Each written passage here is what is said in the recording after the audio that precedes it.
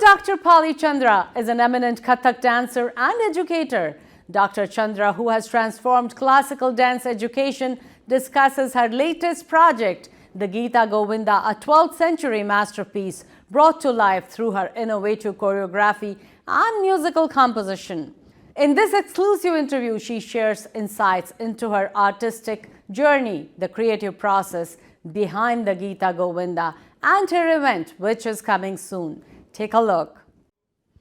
Welcome and namaskar. This is Pia, and today we have the honor of hosting a true luminary in the world of classical dance, that is Guru Dr. Pali Chandra, who is not only a distinguished Kathak dancer and choreographer, but also a visionary educator who has revolutionized the way we perceive and learn classical dance. Her latest project, the Gita Govinda, brings a 12th century masterpiece to life through an intricate blend of music and movement. So, without any further ado, let's welcome her. That is Dr. Pali Chandra. Welcome to ITV Gold. Tell me, how are you doing?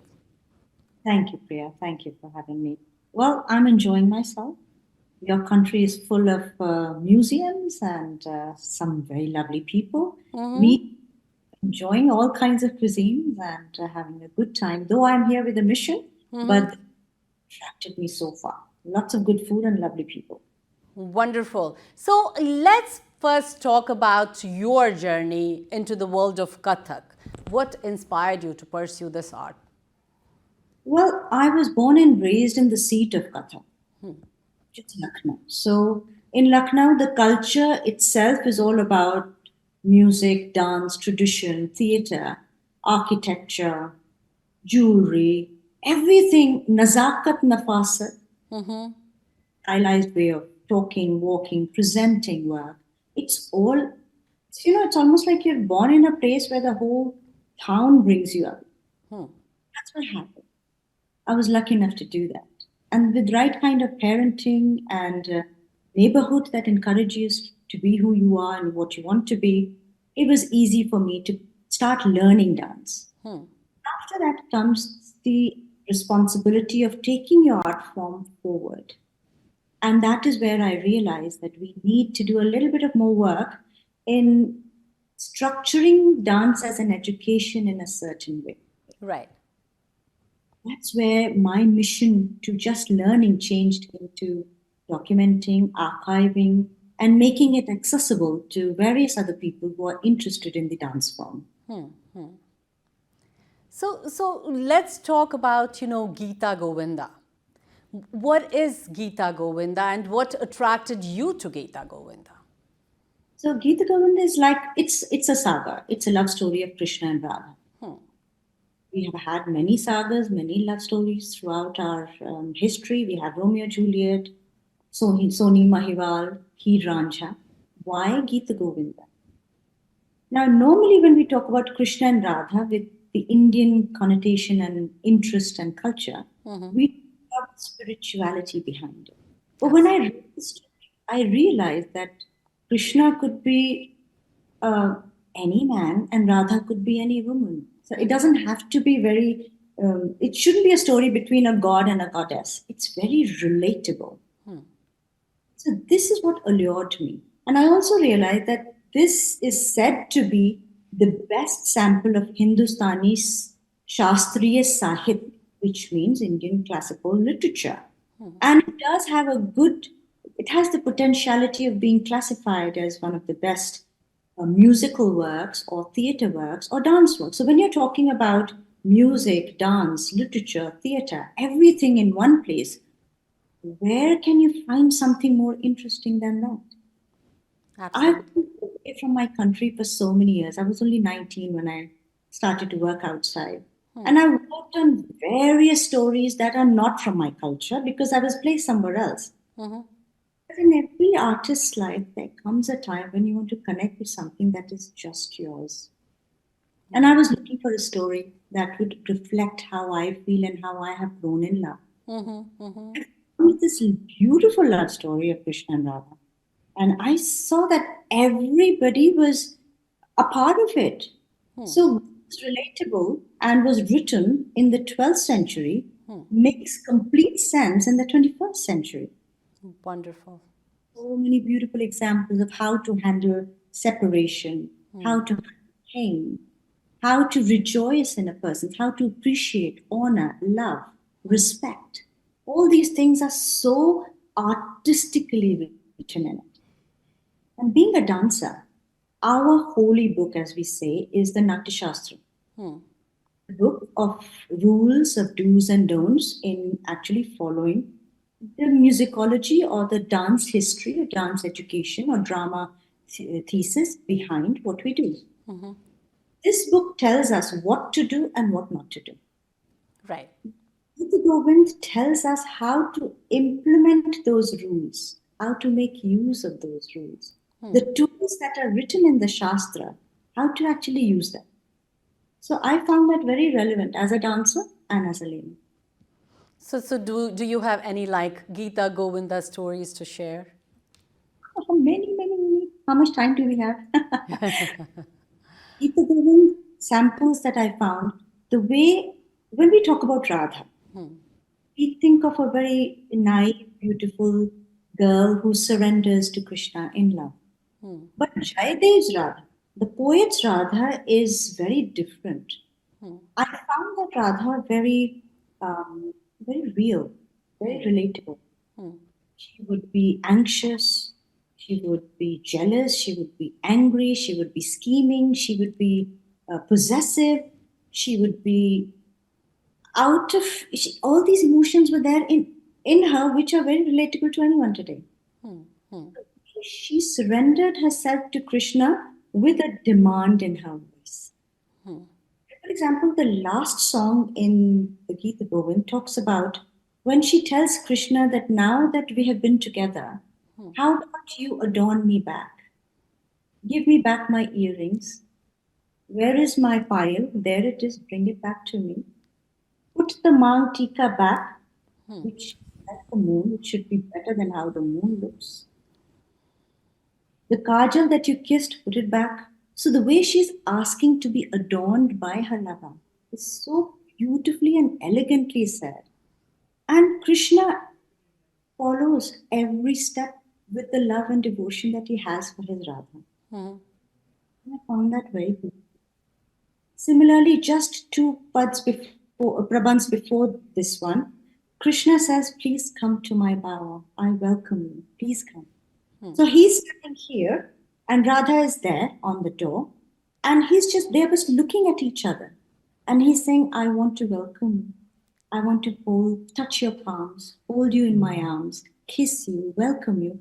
Every step of the way to the end of their lovemaking, he's always asking for consent. He's saying, I want to do this. I want to do this. Can I not? And that I found very beautiful. I was speaking to my boys and I said, look, you're adults now. Please make sure that you have the consent of your partner and that respect, whether it's a girl or a boy. So these are some of the things that were written at that time in the 12th. And I think they're extremely relevant even today. So, wish I could hear all these stories from you, but no, it is going to take hours and hours. But I want you to talk about, what advice do you have, for young dancers who wish to explore classical dance, especially in today's day and age, which is the digital age? And how do you think they will benefit from this? Well, dance needs to be digitalized so that it can be passed on and preserved and archived. And we have it ready for those who want to study it in the future.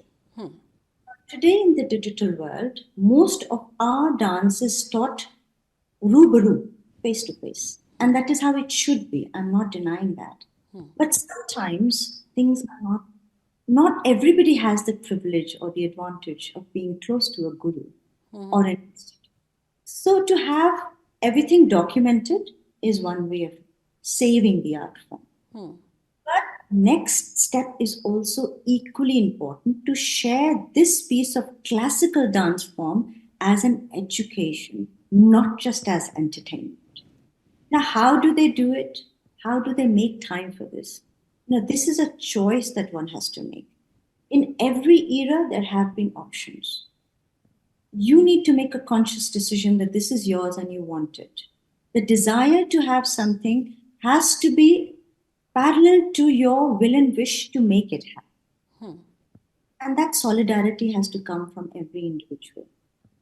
This is where I say dance as an education. Now, because it is classical dance form, I don't want to sound very pompous about it, but the fact that it is classical means it has come through generations and it will go to generations. Many other things will come and go, but this will still go. That is why it's called classical. Absolutely. The thing is that it's not popular, so not everybody will be able to understand it. A segment of the society who will be able to actually absorb the essence of what is being said. So we need to make those boundaries very clear to the younger generation and the coming generation that this is going to be tough. It's going to be repetitive, but because it is classical, it's going to stay with you. You breathe. And if you pass it on to the next generation as is, the legacy will go on. Absolutely, absolutely. And I think you said it and you explained it very well. Thank you so much for that. Now, let's talk about your upcoming event. Just, which is a lecture demonstration on June 14th. So what can the audiences expect? Well, sometimes it's good to talk to people who are not dance audiences at all. A dancer needs an audience. So the rasik has to be there. The rasa will only be created when the rasik is with you. Right. When there is reciprocity between you and your audience. So here is a lecture demonstration where I would like to talk about the nuances of Kathak and the nuances of Gita Govinda, how they have been made. The process of making this entire piece together. Now see, Gita Govinda has been there for so many centuries, as I mentioned, but nobody till date has actually put all the things together. There are 24 songs in it. Many maestros, many masters, many choreographers have done 2, 4, 6, 8, 10, 12, 14, 16. And every song has 8 pads, which is why it is called Ashtapadi, which means stanzas. Now, many have addressed only 2 or 3, but not all 8. So I was looking for a resource where I will have everything together. And I didn't find it.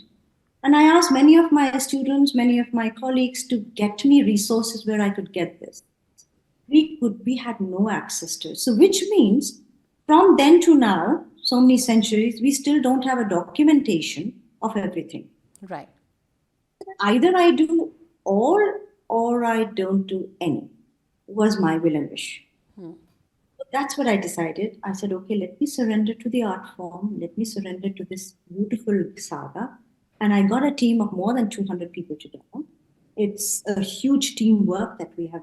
It's a huge legacy that we are leaping forward. We need experts from all walks of life.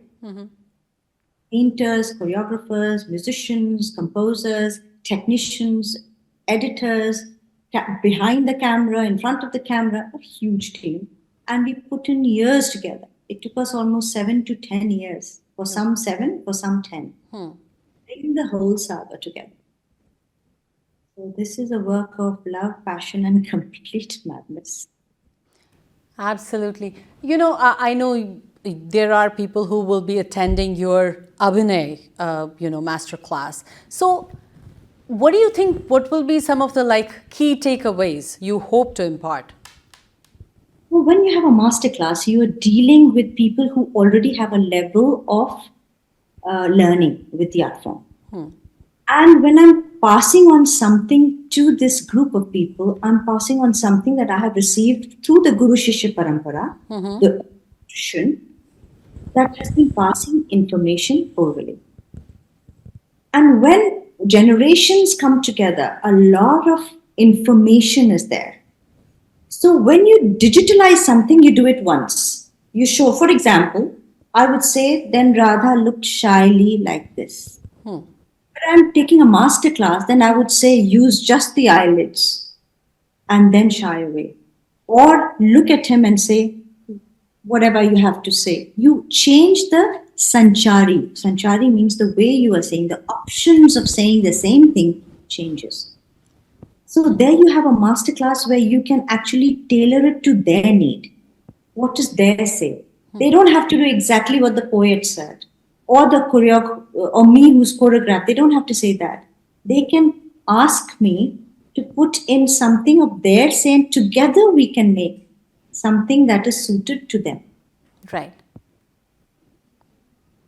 So any messages you want to convey to people out here in US? I know you are visiting US right now. So any messages, especially you have this, event coming up soon. Well, one and only message. This is a beautiful saga, beautiful love story. I have seen beautiful paintings where I live in Zurich University and in their museum. We have so many Sanskrit scholars coming in and adding from Germany. Translations of Gita Govinda have been done in multiple, innumerable languages because it is in Sanskrit. So people, not just from the Indian subcontinent, but also outside, understand the value and the relevance of this beautiful epic. It's time to share it with more. It's time to own what is ours. And also, it's time to give it that respect that it deserves. Thank you so much, Dr. Chandra, for sharing your journey and insights with us. Thank you so much and wishing you all the best. Thank you very much.